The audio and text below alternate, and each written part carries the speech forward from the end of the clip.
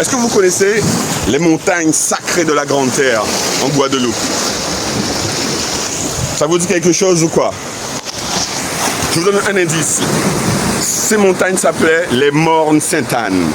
Elles ont attendu parler des santé azote de l'école en côté comme ça. Les Mornes Sainte-Anne. Et bien les voilà, je vous les présente.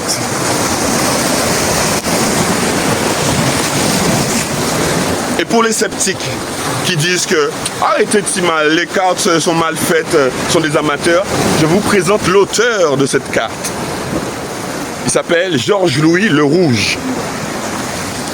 Et c'était un ingénieur architecte du roi Louis XV. Il a fait beaucoup de cartes, beaucoup de dessins très importants, dont la Chine, les jardins de Paris et plein d'autres illustrations reconnues comme d'utilité publique et mondiale. Donc je ne pense pas que cet homme se soit trompé sur les reliefs de la Guadeloupe, pour tous les sceptiques. Ok? Et pour ceux aussi, les croyants à la science-religion, je vous présente le volcan. Tanchéry, la grande soufrière. Mais observez quelque chose. Regardez la taille de la grande soufrière par rapport à la montagne sacrée de la Grande Terre.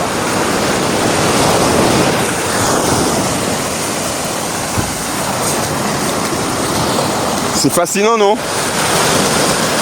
Alors, pour les croyants dans la science-religion, qui croient dans le mouvement plaques tectoniques et aussi la création d'îles grâce au volcan, expliquez-moi d'où sort ce sommet en Grande Terre. Cette montagne sacrée de Grande Terre. Kakifei, Olay Sotsi.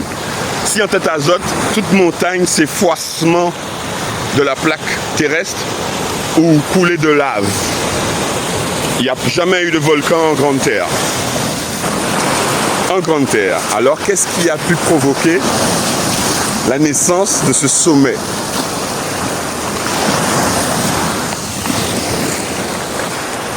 Qui peut m'expliquer ça?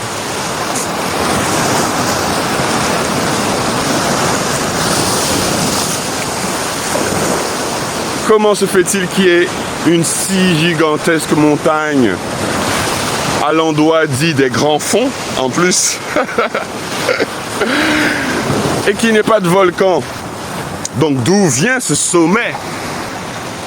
Donc ils savaient pourquoi ils ont appelé ce bout d'île la Grande Terre. On devait voir cette île à des kilomètres à la ronde. Même je pense à la Dominique. L'île de la Dominique devait voir cette montagne jaillir de la Guadeloupe en temps longtemps. Il devait avoir aussi beaucoup de minerais à fouiller pendant tous ces siècles-là, n'est-ce pas? Autre chose, j'ai vu une vidéo qui parle d'une faille tectonique toute jeune qui est apparue à Marie-Galante. Une jeune spécialiste vient nous affoler avec ses histoires à la mort moelleuse. Marie-Galante, le danger rôde sous terre et sous les eaux. Mélodie est une scientifique. Son terrain de jeu et d'exploration, l'écorce terrestre et ses failles sismiques. Avec d'autres chercheurs, elle a percé le mystère de la faille du Morne-Piton à Marie-Galante. Tout a commencé il y a 18 ans avec les premières plongées sous-marines. Mais elle ne nous a jamais dit que sur les anciennes cartes, il y avait ceci, un volcan en Marie-Galante. Pépite si pépite, tant tu azote.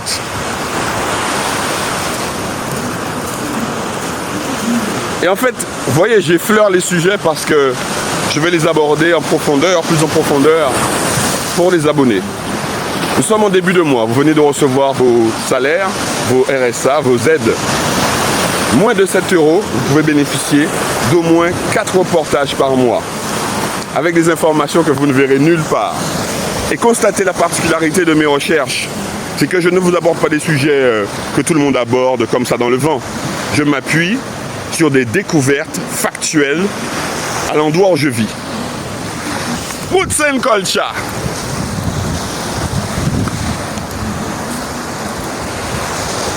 Méditez sur ça, regardez ces autres côtés bouillir à l'emmêle là.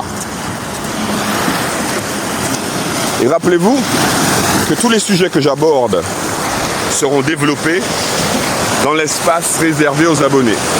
Contenu exclusif. Ah, ok, là, qui là. À bon entendeur, WhatsApp.